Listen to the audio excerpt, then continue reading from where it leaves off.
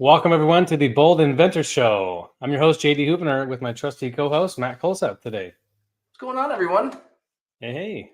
Well, good to see everybody. We're live across Facebook, LinkedIn, and YouTube today, and we're broadcasting, talking about intellectual property, patents, trademarks, copyrights, trade secrets. And gosh, we got a great guest coming up with Justin Knowles. He's from Facture Design, product development guy. He and I should go way back. I went to University of Washington undergrad engineering school with Justin.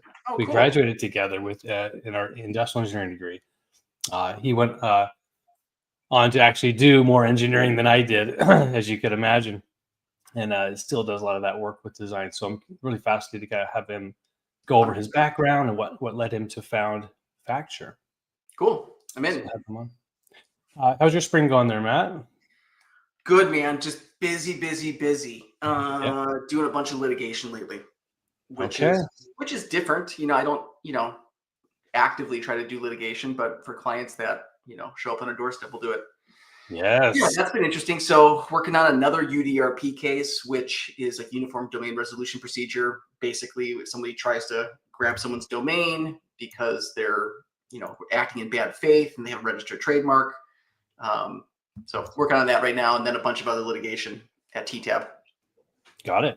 Yeah, the unfair domain stuff. I mean, that's always stuff kind of murky, right? There's different tribunals, or there's one big tribunal at World Intellectual Property Organization.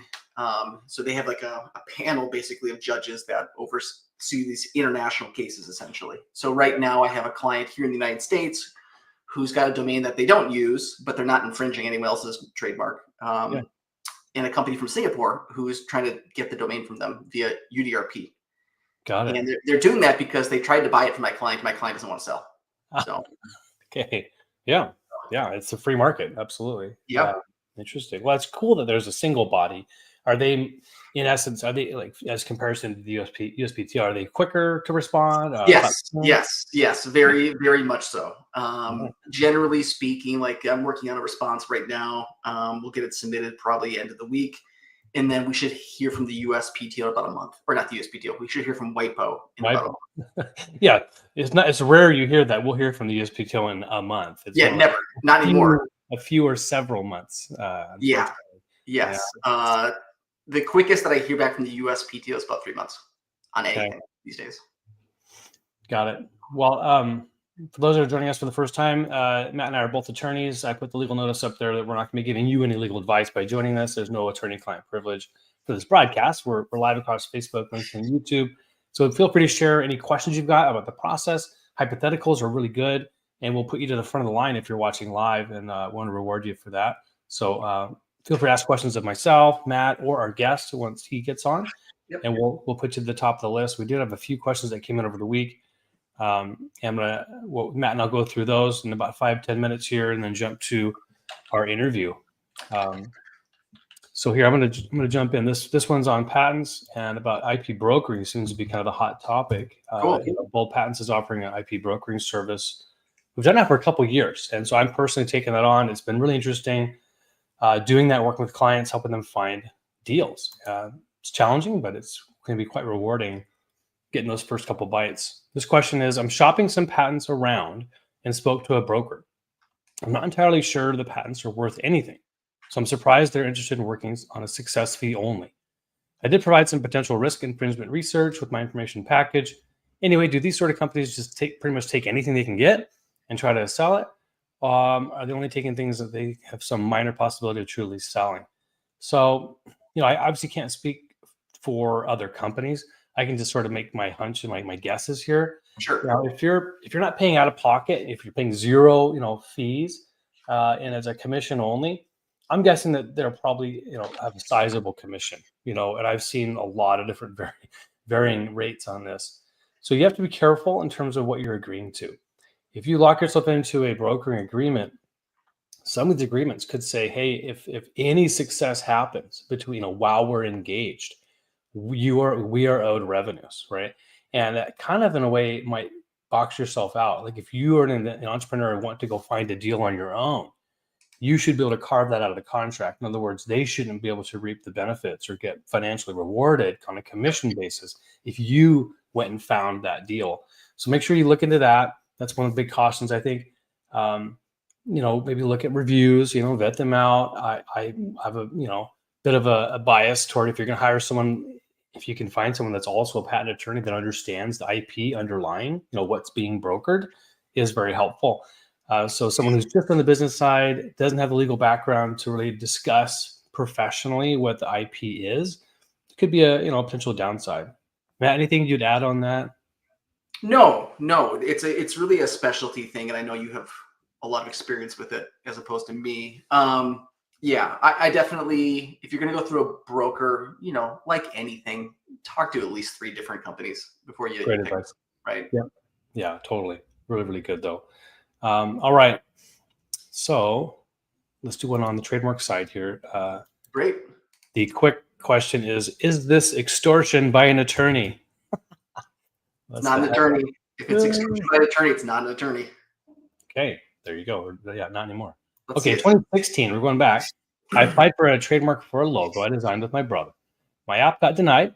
Yep. And with the new business, I never followed up on it. Fast forward to yesterday. Yep. Just started getting texts from a California attorney saying he will trademark my abandoned application. Is his name David Johnson? Because I saw one from David Johnson yesterday. Really? Okay, on this exact situation. Exact same thing. Okay, so you say scam. I say send it to an attorney, a trademark attorney. Okay. Let them look at it. Takes 2 minutes. Yeah. But yeah, it's more likely than not a scam. This is the newest scam that I've been seeing. And I had a client just yesterday email me and said, hey, I got this attorney from California. His name's David Johnson. He works for this company called Trademark something, right? It looks like a legit website. Okay. No attorneys listed on it though.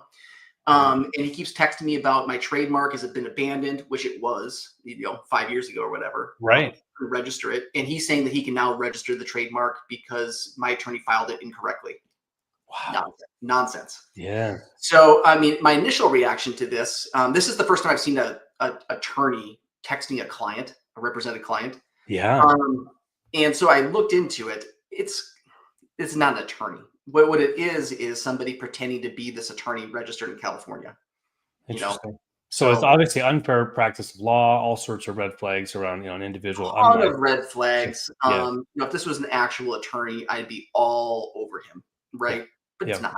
So there's nothing to do at this point, except just educate our clients that these scams exist. And I tell clients this over and over. If you get anything in the mail, email, or a phone call, if it's not from me, it's not legit. Yeah. Yeah. Well, that's really good. Yeah. Thank you, Matt. Unfortunate situation, but that's the newest scam at the USPTO. Right. Okay. Well, let's keep those coming. I'm glad we get that question answered from you. Get it out to the masses here. So if anybody's got questions about trademarks, things they've got, letters they're not sure about, always good to contact an actual registered trademark attorney. An actual attorney, call Bold Patents, get a hold of Matt. That's his information there. Yeah, and I will just say too that I see more and more of this kind of stuff where clients are calling me or emailing me, upset because an attorney's contacting them. These aren't attorneys. Unfortunately, like I wish they were, because then we'd have some recourse. Yeah. But they're not attorneys. They're just people pretending to be attorneys. Right. Yeah, that's unfortunate. All right, let's do a couple more here. This is on patents and more on the litigation side, but it's a good question. Can a person sue for damages if their patent idea is stolen, even if there's no monetary gain involved? So this is a tricky one. I don't think I can answer this completely thoroughly because I'm being not a patent litigator, but I'll kind of give it a swing here. The answer is yes, of course, you can sue no matter what. The place to make this suit would be federal court. And a federal court is where you want to sue if you're seeking damages. If that's the goal, obviously you want to also maybe get an injunction, which is a stopping of any making, using, or selling of your patented invention portfolio. But you're going to also try to seek some damages. I think in this case, if someone, other entity, in some way stole it, offered it for sale, but maybe never made any damages, there wasn't much that accrued. I think there's ways to articulate perhaps kind of tangentially unfair business practices that could cause damage, right? Where, hey, traffic that would have gone to your website was diverted, right? Where you somehow could demonstrate based on your own sales, a depreciation of visitors, right? Or depreciation of potential sales that were distracted or diverted to this other infringer. I think there's some creative ways. So is that Yeah, a I can question do you're that in? too. Like, it's almost the opportunity cost, right? Nice. Yes. So even if this person went to market with your product, right, and they did Yep. a crappy job and didn't make any money on it, Right. I think you'd still be entitled to some sort of monetary damages based on like that lost opportunity cost. Yeah. It's a good question too, and that there's always that threshold question. I know a lot of good patent litigators will do you justice and say, hey, is this case worth going for, right? And so if 100%. it's such a de minimis level, low amount of damages, often it's not worth throwing a big legal federal action. Yep. Usually it's better to find a more cost-effective way to send a cease and desist letter, get it stopped, right? Maybe they don't even know about it. It's not a willful. But if it is willful, that could threaten any damages is potentially treble or triple that, maybe worth going after. So Yeah, potentially attorney's fees too. good point there. Let's do one more. We'll bring on our guest. This one is trademark side. Let's see Great. if we can get this. All right. All right. I want to make sure we didn't answer this one before. Okay. I don't mind answering the same question twice. We might get a different answer, right? Yeah, okay. totally. Here we go. So I have a question about filing a trademark. I didn't do my diligence on selecting a brand name, and I've invested a lot on packaging without registering a trademark. Whoops, maybe. The name in question is similar to one in the field, and a variant of said name is being operated by another person from a different state. But it seems the business was not officially registered. Or trademark was, I own the website domain to the business and have a logo which I've created, which is different from that business.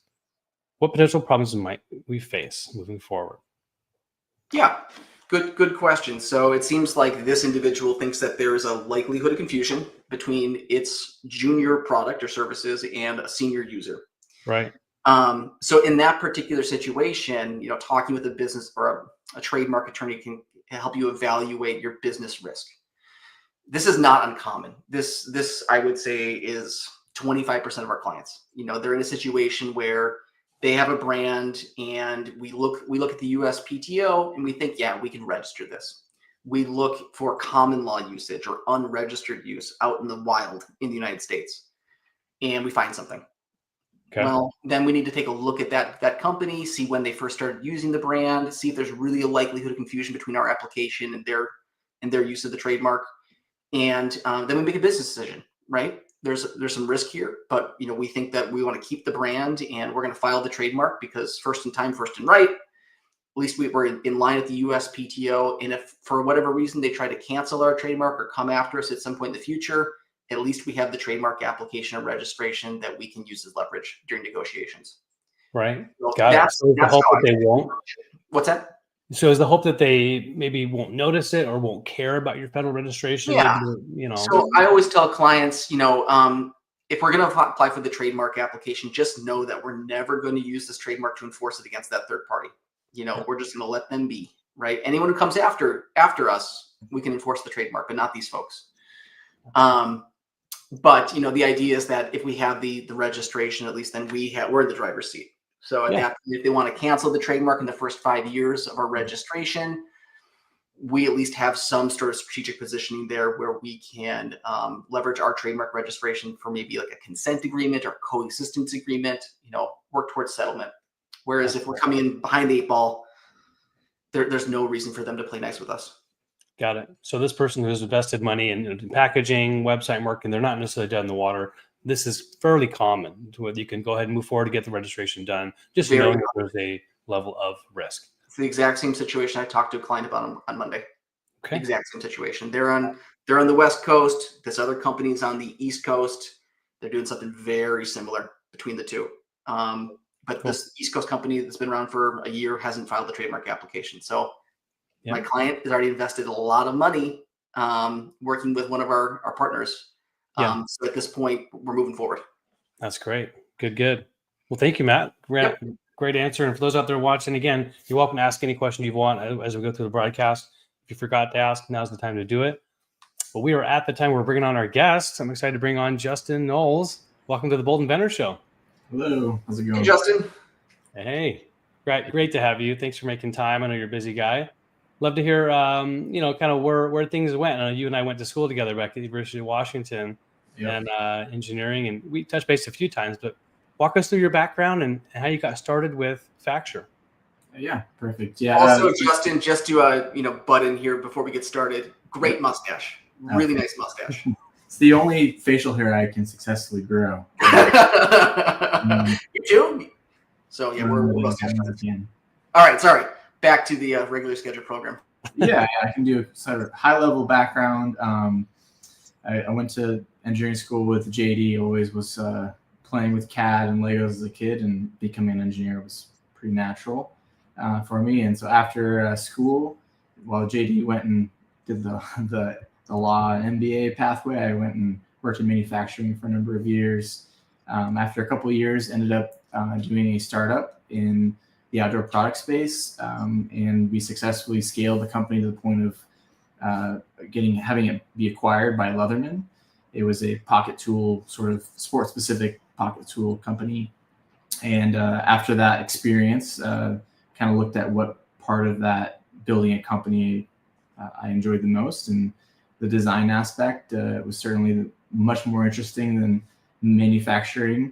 And so went and worked at a design firm in Seattle for a little over 5 years. And then once I kind of cut my teeth in product development consulting, decided to venture out on my own and start Facture. This is our 9th year of business. And so we've been out there working with startups, inventors, and some established companies as well to sort of innovate and create new products and new lines and services for them. That's awesome. Well, and you've got that awesome story of having been there and done that with your own product. I always wish I had that thing where I was an inventor too, and I got this product, Anyway, I think that's wonderful. You're able to kind of walk alongside your clients and share your perhaps personal stories or anecdotes related to what you did before. Tell us about Facture a bit more. So how big of a company is it? What's your target customer? Who do you love serving? Yeah, so we're a small boutique engineering and design firm. We're based out of Seattle. I myself am actually in Coeur d'Alene, Idaho. So I work remotely. But we're a small team, about half a dozen team members across all the engineering disciplines. So we do mechanical engineering, electrical engineering, firmware, as well as industrial design.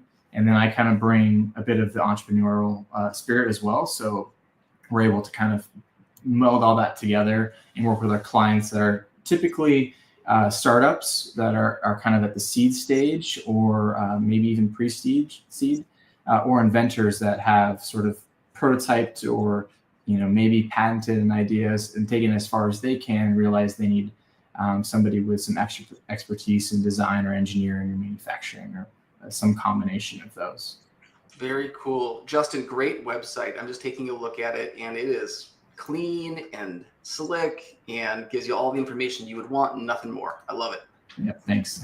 Let's take a look. I'll pull it up here for those on the broadcast, and we'll try to describe it for the podcast listeners. So we've got some beautiful products, by the way. So what are we looking at? I know it may be kind of quick, but yeah, I can do high level. So we've worked with everything from what you see here is a at-home coffee roaster. So this startup originally was sourcing green beans and delivering directly to the consumer, and then they're using sort of off-the-shelf at-home coffee roasting methods like a air popper for roasting. And so we worked with them to develop sort of a special hybrid roasting method that emulates some of the properties that might be in a commercial or small batch roaster, but getting you're roasting beans right there on your counter. Exactly. Yeah. Wow. So that's super cool. My brother-in-law, this is right up his alley. That's really neat. Yeah. So we worked with them all the way from here's an idea concept to what is the best ways to potentially roast the beans, given the form factor we're playing with and all that. And then now they're shipping product, and they've taken it all the way through manufacturing, and it looks pretty much exactly like it did when it left our hands. So. Oh, that's neat. That's great. Really cool.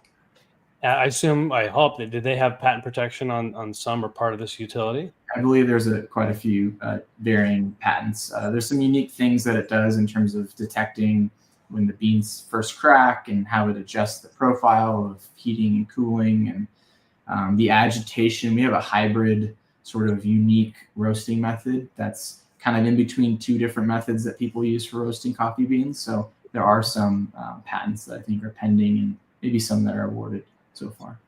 That's great. All right, let's take a look at a couple more examples. Do you have anything on here you wanted to share? Yeah, you might be able to slide that slider up above over one more. I don't know if it's going to let you drag that image or not. Oh, yeah, here we go. Yeah, nice. Yeah. That's an electric skateboard startup that we worked with a while ago. The next one's pretty interesting, I think. This right here it's definitely not a product. I mean, it is a product, but it's a pretty large object. I mean, these units are about 8 feet long and 6 feet tall and 4 feet deep. It's huge. Yeah, right. Mini, sorry, trying to hold it steady here.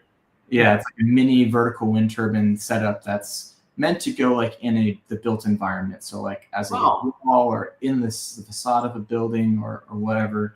And so that startup had done some, R&D on their own, and then they needed to take that and make it real. So the aesthetics, how to actually make the prototype functional. So this top portion has a bunch of electronics and motors and brakes and, the methodology of control and how we measure wind speed and direction, like all of that's kind of hidden within this. And this was, a much deeper project in terms of engineering analysis and simulation and all the things that we did for that. But we built several full-size units that have been out testing in the real world.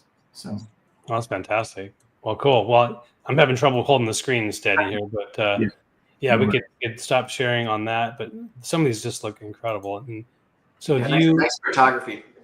I agree. Yeah. So have you personally been involved? I mean, what is your role currently there now?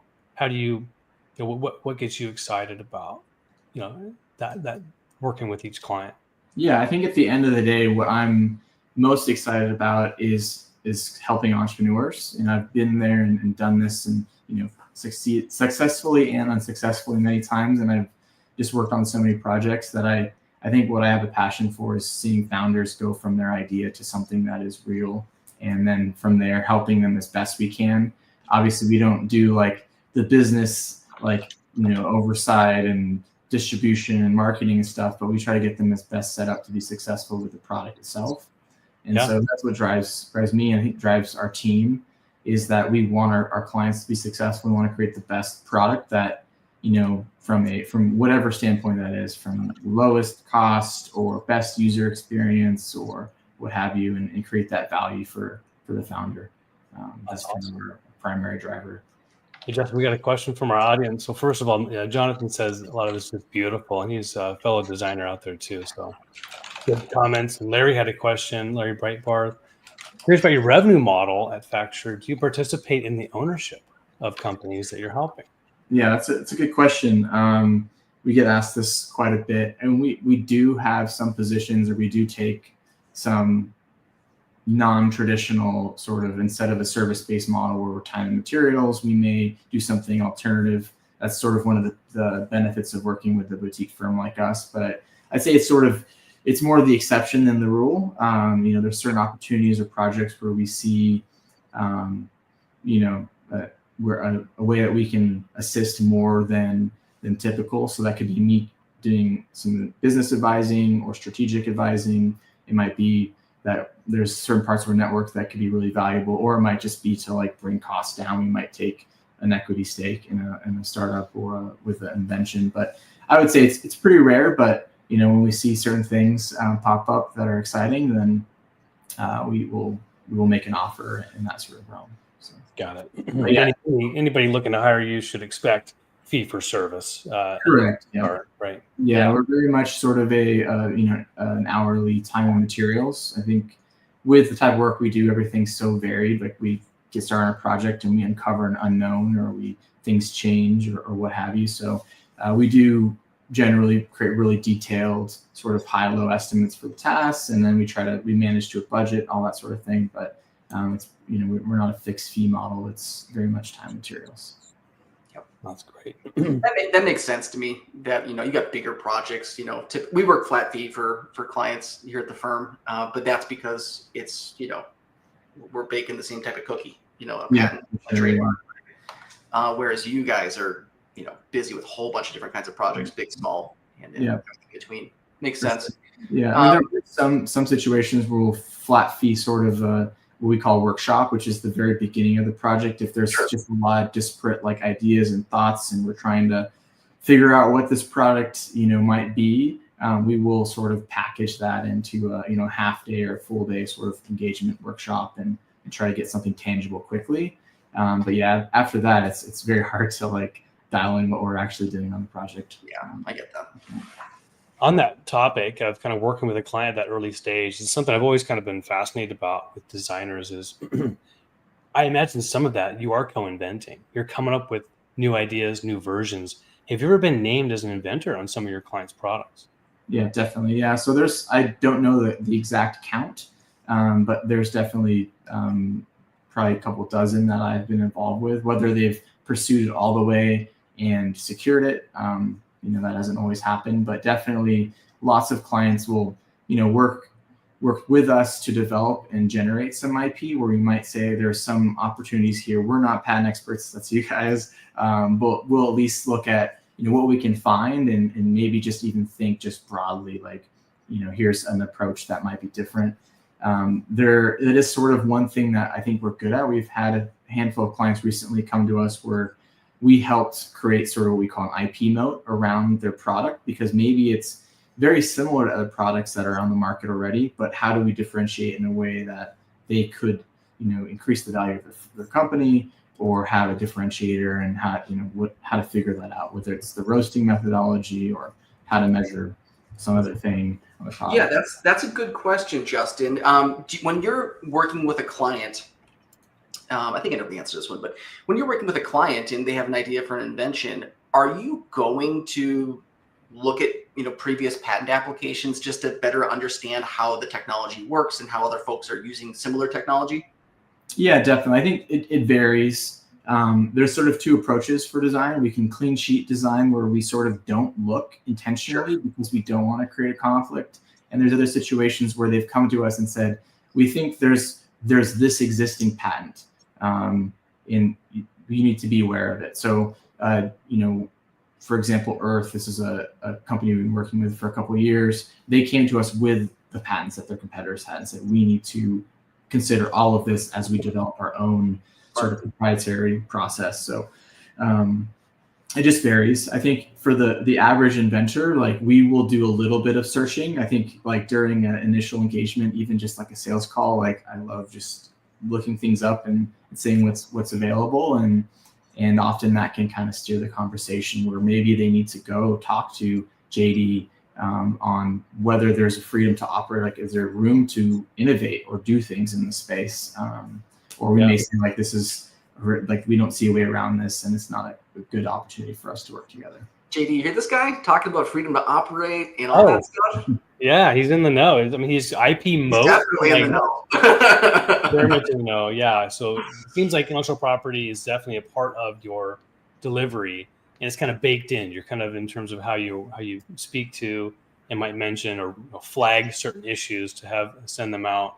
I think I imagine you're probably battling with some level of fear. Clients are hiring. Oh my gosh, this design company might steal my idea, or I'm worried that, gosh, I'm going to get tied up. How do you sort of put a client at ease about confidentiality, ownership, IP, when they feel like they're just constrained? Yeah, for sure. I mean, I think on the first point, in terms of how they look at us as a partner, we're very much working for them. Anything we develop or do is for our clients' purposes. We have no stake in trying to patent their ideas, and we want to make sure that they're safe. So, make sure we mutually understand our goals are to help you. But then beyond that, how we operate and do our work, we operate with code names. We never send full packages of files and designs out to, a company overseas that might manufacture, or even in the States. And we have a certain level of strategies we do just to protect during the development of the product, as well as even as we try to find manufacturers, we might omit certain elements of the product as we get, estimates from different manufacturers. But generally speaking, we work with companies that we trust and that we know. That's great. Well, let's talk about that, about manufacturing, right? The part of what's in your name of the company, right? Yeah. The actual fabricating. Do you do some in-house, and then when do you decide to use a larger separate manufacturing group? Yeah, I think we would love to be able to do more manufacturing, especially in today's market, in-house. I think there's always that desire. Like, we would love to be able to build something or have a closer relationship. But part of the advantage of not having it be part of us is that we can go and find the best opportunity or best relationship for our clients, whether that's direct to a factory, or we have a few partners that are sort of like, I hate the word middlemen, but they're sort of advisors on, they may combine a few different manufacturers in different geographical locations. And so they can get our clients the best deal in terms of either the fixed cost or the end variable cost, like cost per unit or whatever. But in-house, we do a lot of prototyping. We do a lot of builds of what we call pilots. So maybe we build 100 of them to go test in the marketplace, or 1,000. We've built, I think 1,000's probably the highest we've ever built. And that might be taking a bunch of pieces of plastic, a couple circuit boards, and sort of screwing it all together and testing it, and then it being used by our clients to test, in their final use case. But generally speaking, we tend to build a couple to a dozen sort of prototypes during our projects. That's great. Yeah, we had I forget the name, unfortunately, but someone was on talking about 3D printing, and how the technology's just got so good. I imagine you take advantage of some of that with your prototyping. Is that right? Yeah, we've got 3D printing is just, it's become more and more commoditized, and then the technology has gotten better in the last couple of years, where people that I know that are not even a designer or engineer are buying these machines that we have, and they're just printing things for their house or drone parts or whatever it may be, or their kids are starting businesses to sell at craft fairs. Like, it's so ubiquitous. And so for us, like, we do use that quite a bit. And it's kind of a daily thing. Like, our machines are always running, and it allows us to iterate and test. And one of our sort of core values, as well as the company motto, is prototype sooner. And so on our wall, we have a huge, 3D printed, three-dimensional sort of prototype sooner sign, because whenever we're thinking about what we're doing and how we're doing something, can we just prototype that sooner? Can we take, hot glue gun and cardboard and test the mock-up? Sure, why not? Right? We go and 3D print something tonight and then test it tomorrow. Like, what can we do to prototype sooner and learn faster, and iterate, as intelligently as we possibly can? I love that example. And so when it comes to actually building real life prototypes, tell me about how you've been able to handle virtual representation, clients that would probably benefit from being in person with you, seeing their product. How do you kind of get around that? How do you serve them best, not being able to be there physically? Yeah, I mean, we have, majority of our clients at the moment aren't in the Seattle area. They're across the country. So, we're able to engage remotely, video a lot, and then, sending prototypes over. Our own team is distributed. We have, one of our team members is in Texas. So we're sending stuff between us and Texas, and then off to clients, and bringing things from different manufacturers and suppliers. So, nowadays, we can overnight something or send something to get a physical sample, or show on a screen what a rendering might look like, or even how it's functioning. But hands-on is always the best of the prototype. So whenever we get to a good point, we love to just send something off to a client and have them unbox that. And at one point we had a client do an audio recording of their unboxing, and it was very rewarding for the team to sort of listen to their reaction, to be like, they're so excited and happy that this idea and thing that they had sort of seen through screens and through our engagement was now real. Like, they could touch it, and they were like just giddy and excited. And that is fantastic. Look at that. Go ahead, Matt. Oh, no, I was just going to say, there is something to creating something physical, right? Both JD and I, we work in this intellectual space where we, are service providers, But, I did have for a while, I did have like a dog ear manufacturing business, and it was so rewarding to have, manufacture products, right. And put products to work. So I totally get that from your client perspective. Yeah. Well, I mean, when you said unboxing, I'm used to seeing these stories, on whatever TikTok, or I don't do much TikTok, but I've heard about stories where, the Apple or whatever it is, the final product from the, the retailer.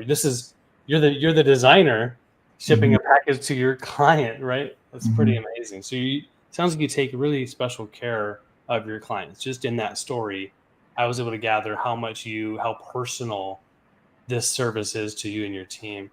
For sure. That's awesome. It's really cool. You've grown some good culture there, it sounds like. Definitely. And been able to serve clients in lots of cool ways. One other problem I hear a lot from my clients is, hey, how do I actually sell my product? And so do you ever give business advice, right? Marketing, sales, getting a product to market. Do you advise on that or kind of refer out? How do you handle it? I provide as much sort of pro bono advice that I have that I've gained, over the decades of doing this. And it is important as we scope a project and we're initially working on it through our different phases of development. We want to know, what is their go-to-market strategy? Are they trying to get something that they can go to Kickstarter and sort of start the business that way? Are they going to just directly sell on their website?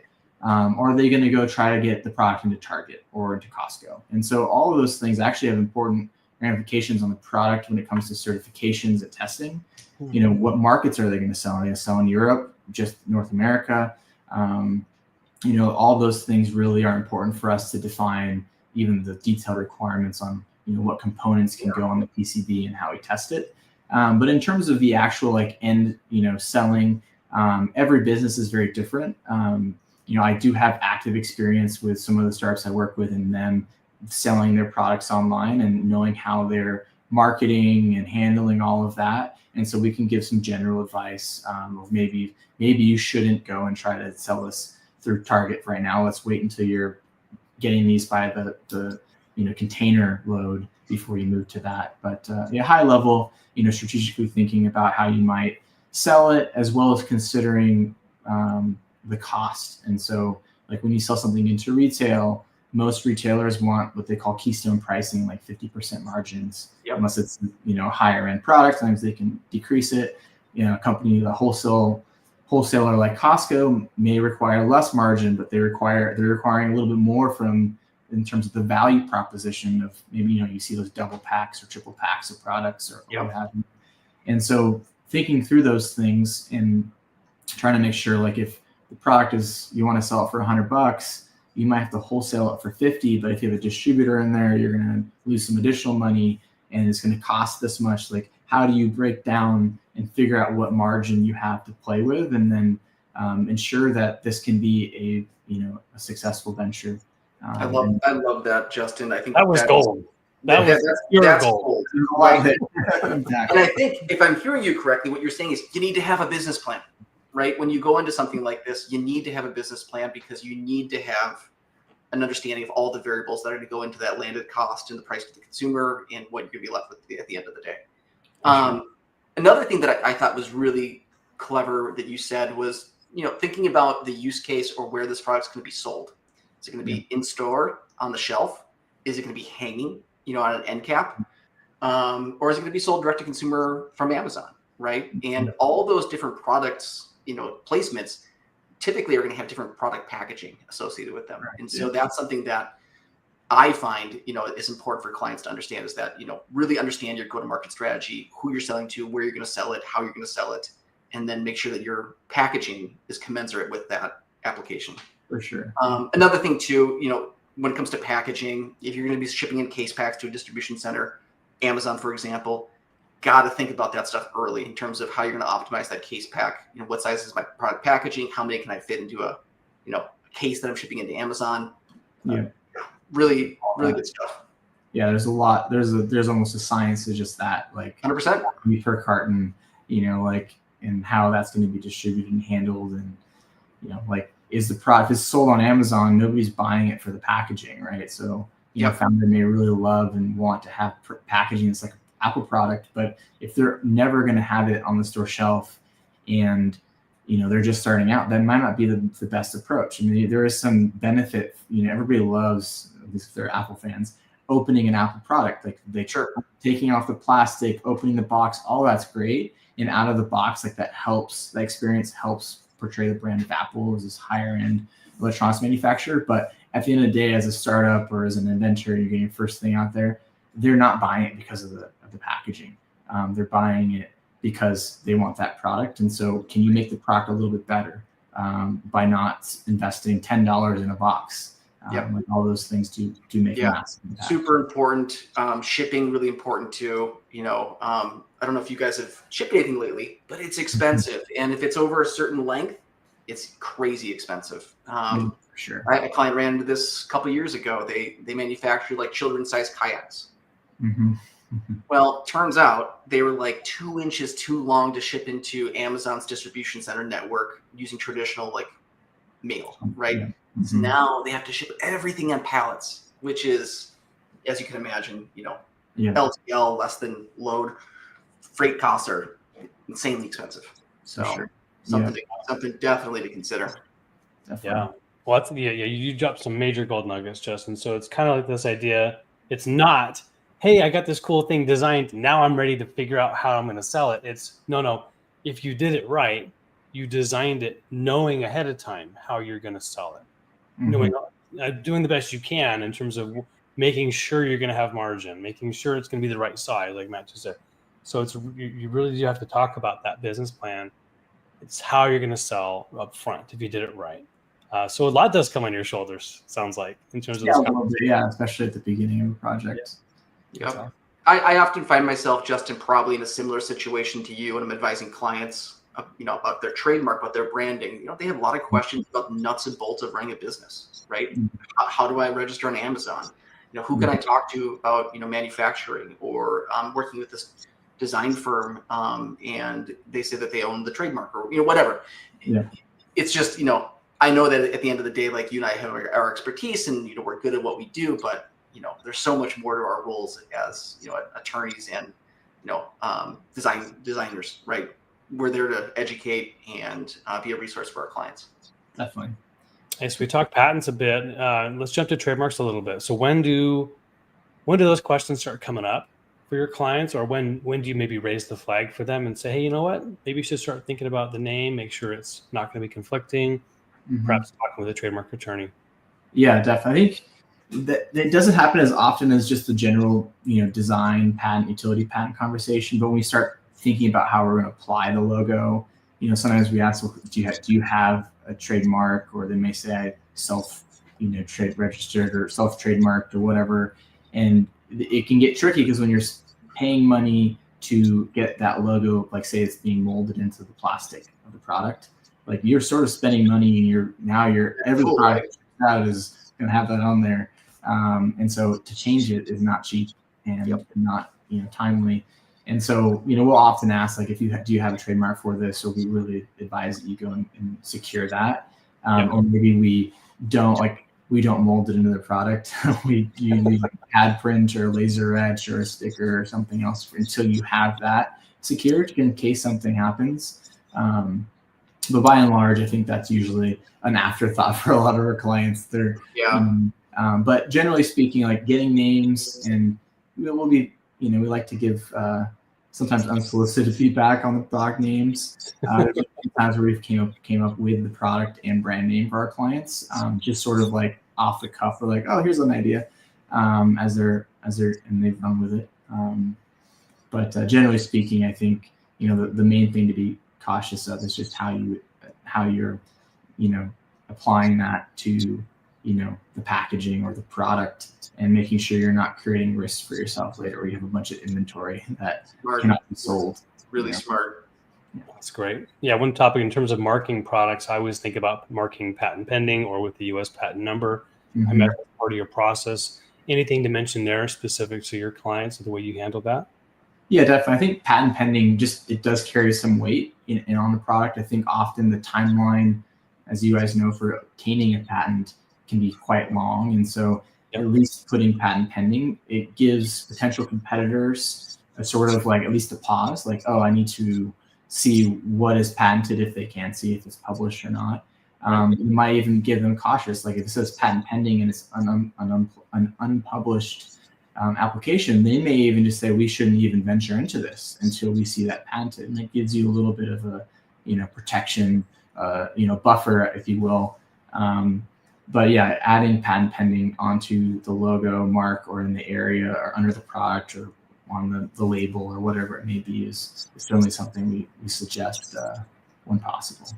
That's fantastic. Well, Justin, thank you. Go ahead, Matt. No, that's great advice. I mean, I always tell clients, I mean, it's fine to make believe and play around with brands, but when it's time to start spending money on that branding, have that logo created, have that product or that die cast or die created, or that sign, that $20,000 sign you're going to put up at your retail location.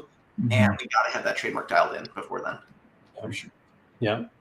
Justin, we're going to go to our next segment. I want to thank you so much for making time for us and our audience. And if you're comfortable, can I share your email address, or maybe give a different email address for those that want to reach out? Okay. Yeah, definitely. Sure. Do you mind spelling it out just so I get it right? Yeah, it's just Justin at Facture, FACTURE.design. Love it. Well, cool. Well, thank you again, Justin. I'll put you backstage. If you want to hang out, we're going to do our Shark Tank critique. We'll bring you back on. But if you got to go, I get it. Thanks again for making time. I'll be in the backstage. All right, let's do it. Let's watch this one. This is a fun one. Back at season 12, so I think it's 6 years ago. Cool. I like doing these ones because you get the Shark Tank update to see how things went. Yep, well. Still relevantly, still fairly new. Yes. All right, let me switch my audio and we'll switch over. Give me a thumbs up, please, Matt.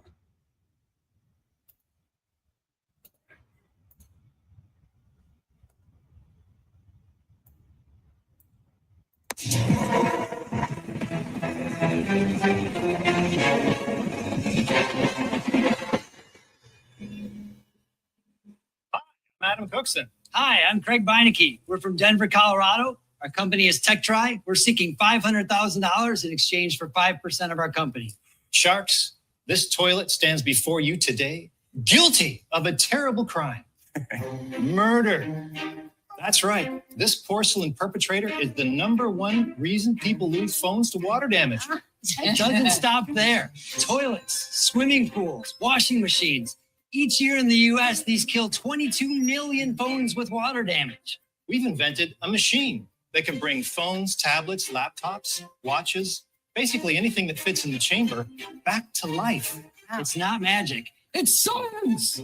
Have a look inside our machine in real time, transforming liquid into gas, restoring your phone in just 30 minutes. No need to disassemble or take anything apart. Sharks, this is my personal phone. It has no special protection, but I'm not worried. Yeah. You murderer. So let's make a deal, Sharks. This is one opportunity you don't want to flush away. Oh, gosh. I'm going to take a moment to rescue this phone and then show you our process. This is a gut-wrenching moment for customers. Bring it in for service as quick as you can. Your device starts rusting as soon as it gets wet. So inside the chamber, we have special metallic beads. What these do is surround any device inside with a warm, gentle heat. The device goes inside. Then what the machine will do is remove all of the air from the chamber.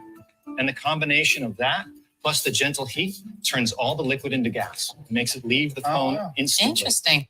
You said you have 82 big stores, boxes. right? Just You're talking about last year. Yeah, Sorry, November, Craig. Did you say that last year you sold the incredible amount of how much? $29,000 Say it again. sales with just a few stores. We focused on making the economics on a per store basis profitable. Mm-hmm. And then we launched to 82 stores, and only 2 months later, we've been asked to launch to 600 stores. But what were your sales after the balance of the stores?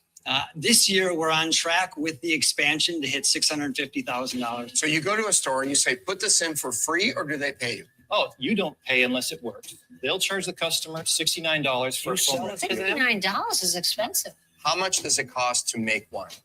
So in the beginning at low production rates, it was over $8,000 to make one of these machines. $8? Now it's less than $3,000. What do you charge them for the rent on that box? So on average, it works out to about $80 rent a month. Wait, so $80 rent per month you're charging them? And then on top of that, we get a rev share, a percentage of the revenue. What's the percentage? On average, it's about 60%.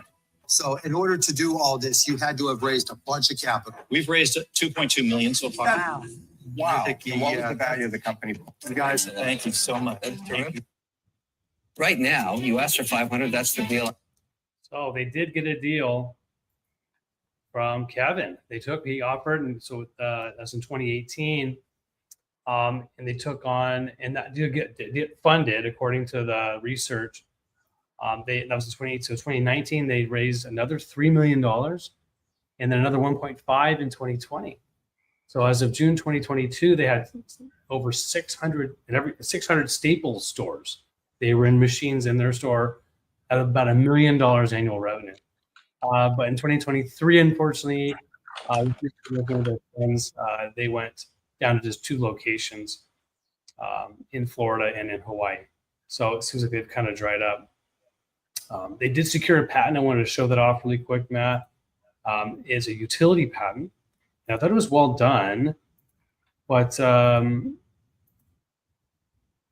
it's a system. So this is a U.S. patent 10,088,230. Way at the bottom of the patent, the utility patent is where you'll find the claims of what they own. Sure. So they had a system, pressurized system, right, to try to get that chamber with negative pressure combined with the thermal conduction to evaporate, any of that water. And then the second independent claim was a method, basically a method of drying portable devices in sort of the verbal language with receiving a device, pressurizing it, and then heating it. So it was decently broad, but gosh, what a giant, expensive unit, right? Yeah. It's a lot of money. It looks like they're not really around anymore. Yeah, I didn't see him on current searches, but yeah, it's kind of interesting story.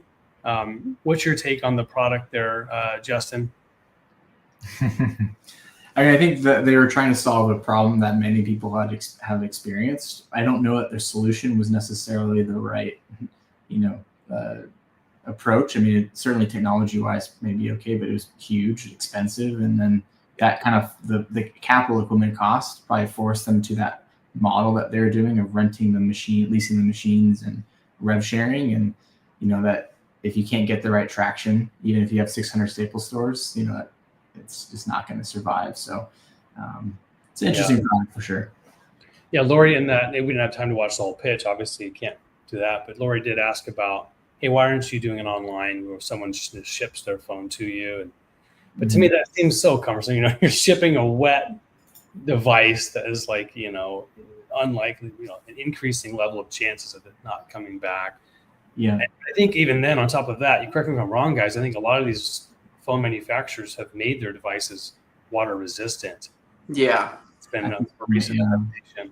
But I think the other thing too is that gratification. Like if I drop my phone in the toilet, and I may have done this once or twice in my life, I want it to be working not in a week after mailing it. I want it to be working immediately, right? So putting it in a bag of rice, overnight is still, a challenge. So you're kind of imparting a lot of constraint on the user and pain to fix their device. Obviously, they have to go through the pain to get a working phone again without having to buy a new one. But it's an interesting solution for the problem. I wonder what the success rate of the product was. Because my sense of it is it's pretty low.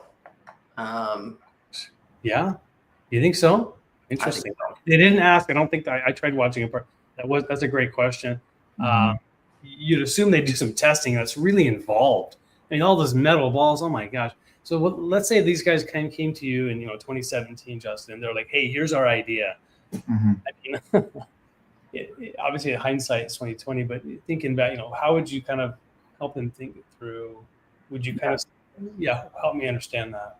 Yeah, a lot of times clients come to us with the solution in mind, like what they want to be created. And we often, especially in our first phase of engagement, is let's take a step back and let's understand the problem. Like the problem is their phone gets dropped in the toilet or the pool and they want it to work. And then we start thinking about maybe the solution that they came to us with isn't the only one in the solution space. Maybe there's ones that better fit the business model or provide a different business model. And we're never trying to force anything, but we may say like, this is probably a better path. And so we probably, in this case, will look at that user journey of, okay, they had this pain because they dropped their phone in. Now how quickly and cheaply can they fix their phone and be back to using it? And we look at what are the different technologies and ways to address this. Like their solution was more of an industrial commercial application. We may be looking at, okay, how could we, sort of improve the experience of the old, the bag of rice. And I think there are some products that came out that are more on the consumable side. Yeah, I was going to say, like, I bet you and your team could rig up a plastic bag, a CO2 canister, and a heat pack, and get similar results, right? And be able to ship them to clients overnight on Amazon, right? Yeah. There's probably a different solution out there for this. Exactly. There's probably tons of solutions. And I think getting back to like, what type of company do you want to have? Do you want to build a company that makes these machines and leases them to Staples? Like that require them to raise, I think, roughly $6 million if I did the math correctly in total, right? Like that's a lot of infrastructure and costs that you have to sustain as a business. And you can also rely on Staples, right, being viable, right, which I think may have be the case. It's not really right. So let's take 1 or 2 minutes on trademarks. So tech, we see this a lot where tech is misspelled on purpose. Yeah. What do you think about the brand? I got so many different clients that, tech, TEK or whatever, but I hate it. I'll be honest. I really hate the brand. It is so 90s. Just feels old and stuffy, and not stuffy, just old and dry, right? No, tech dry. But anyways, they do have a couple trademark registrations at the USPTO. They are in the services category, rescuing services for portable electronic devices. So that's what they're registered under. They have both a design mark and a word mark, and both of them are due to be renewed by June 2nd of this year. Otherwise, they are abandoned. So my sense is they're being abandoned. Right. Okay. Yeah, one of those things. It's like, gosh, this is just it should have been, maybe another route. Take a look at what other options, what other solutions are available. Just as you said, Justin. All right. Well, that's it for our show. Again, thanks for Justin being on. Matt, thank you as always for sharing your insights on trademarks, and all those out there viewing. If you missed us, you're watching this after the fact, you can catch us live at noon. We switched our time, noon Pacific time every Wednesday. So we'll see you next time. Go big, go bold.